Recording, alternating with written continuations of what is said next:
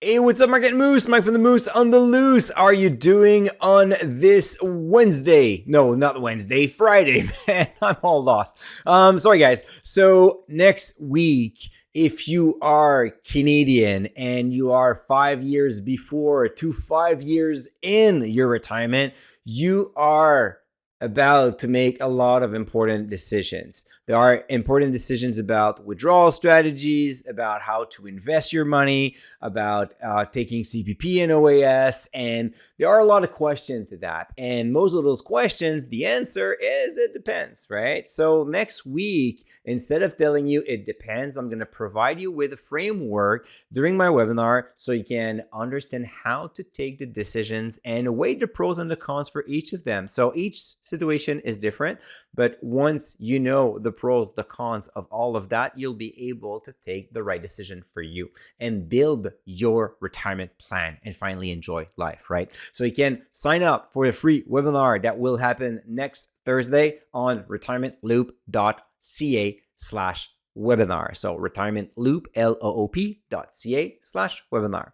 All right. So, I often told you during those retirement Fridays that I intend to keep my strategy at retirement. So low yield, high dividend growth stocks.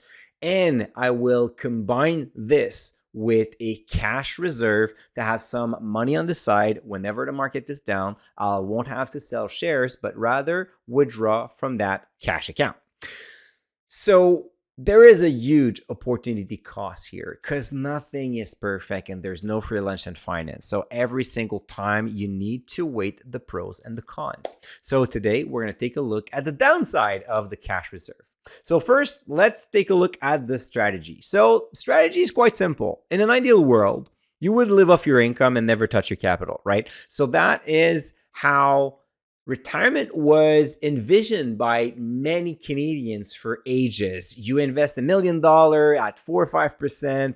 You live off that $40,000, $50,000 in dividend. You collect your CPP and OAS or other sources of income, and that's it. You're golden, and you leave that money, like the capital, to your children.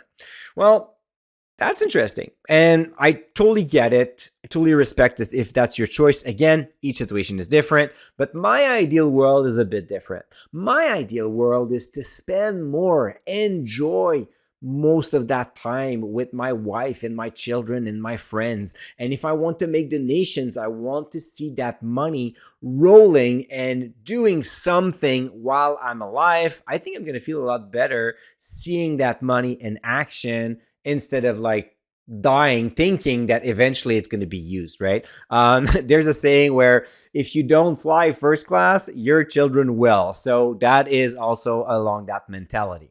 But there's a problem with this, right? You want to spend more, but the other side is I don't want to survive my portfolio. I don't want to wake up at the age of 78 or 80 and then say, oh my God, I have like $50,000 left. And after that, I don't know what's gonna happen with me, right? I don't want to be forced to sell my house at the wrong timing or any other thing.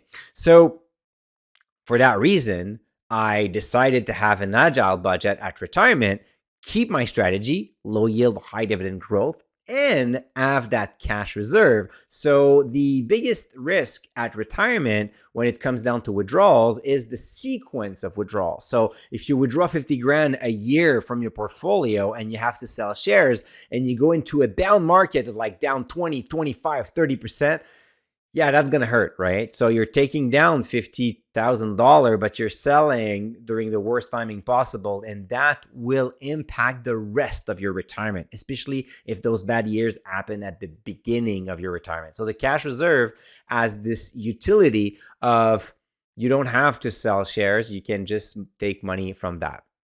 So in terms of the upside, of course, you keep your investment strategy. It's comfortable psychologically because that portion of your portfolio doesn't move. I mean, it generates like a small percentage. It's in cash or it's in GICs, but like super flexible, super liquid, and very safe. That's the main point. But unfortunately, that's not where the strategy stops. There's no free lunch in finance, and there is a huge downside to having a cash reserve. And that downside is the opportunity cost. And let me lay that down for you so you know if this strategy works for you or not. So imagine that you need $50,000 a year. So you're thinking, okay, I want to be protected for 3 years. That would be $150,000 in cash. First, that's a lot of money to put in cash, right? And it gets even worse when you look at the two options that you can get. So imagine $150,000 in a cash account for 20 years, generating like what? Like 2.5%. Okay, so we're gonna go very conservative here. So 150 at 2.5 for 20 years.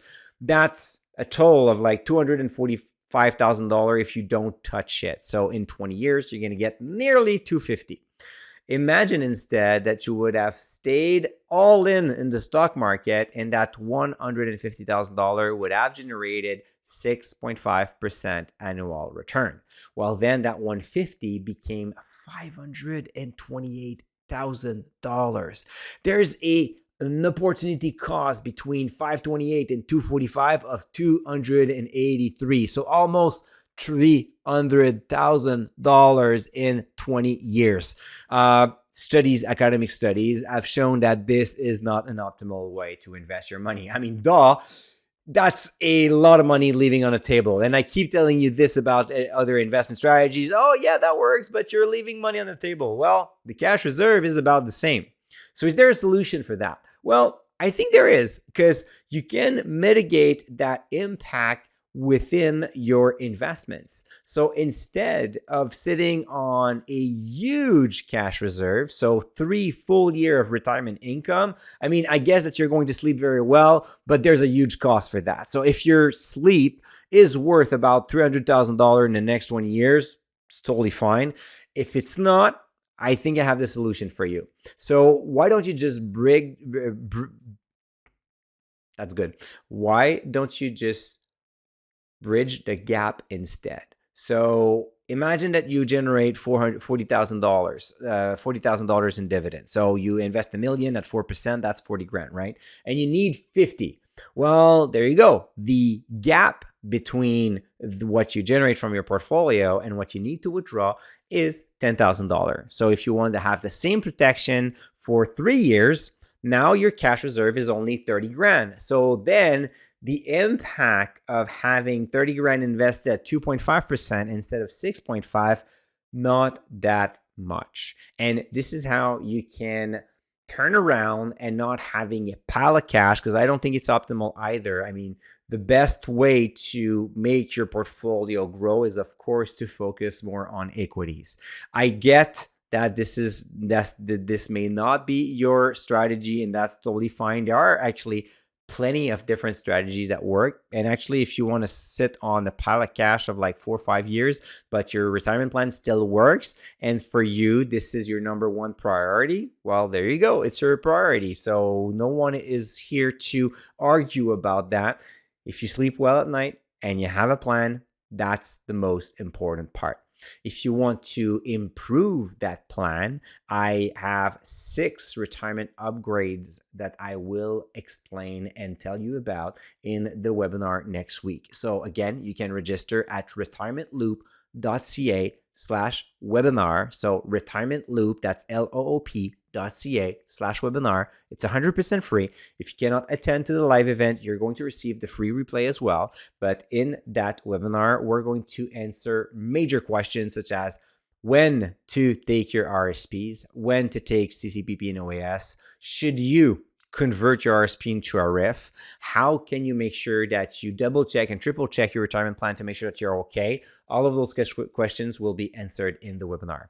So, all right, Moose, that's enough for today. Next week, because I have the retirement webinar on Thursday, we are going to have a full week talking about different retirement questions.